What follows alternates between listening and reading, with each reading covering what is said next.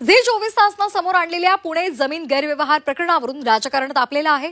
जमीन खरेदी प्रकरणावर बोलताना अलिबागचे शिवसेना शिंदे गटाचे आमदार महेंद्र दळवी यांनी गंभीर गौप्यस्फोट केलाय।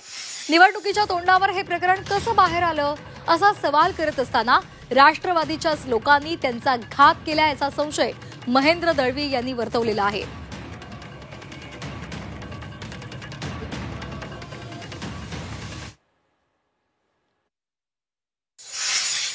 की राष्ट्रवादीचे सर्वोच्च नेते किंवा अध्यक्ष महाराष्ट्र राज्याचे उपमुख्यमंत्री अजितदादाच्या मुलाचा पराक्रम आपण काय बघितला।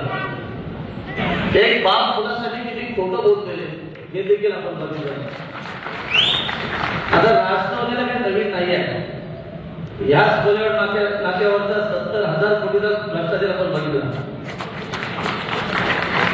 परवा आपण बघितलं की मुंडे साहेबांनी कोणाची सुपारी कशी दिली हे चित्र बघितलं। अतिशय भयावह परिस्थिती महाराष्ट्रामध्ये निर्माण आहे आणि सत्य आहे की अनेक पत्रकार किंवा इतर मान्यवर चर्चा करतात की खऱ्या अर्थाने निवडणुकीच्या अगोदर घोटाळे कसे बाहेर आले म्हणजे खूप लोकांना चर्चा निश्चित आहे।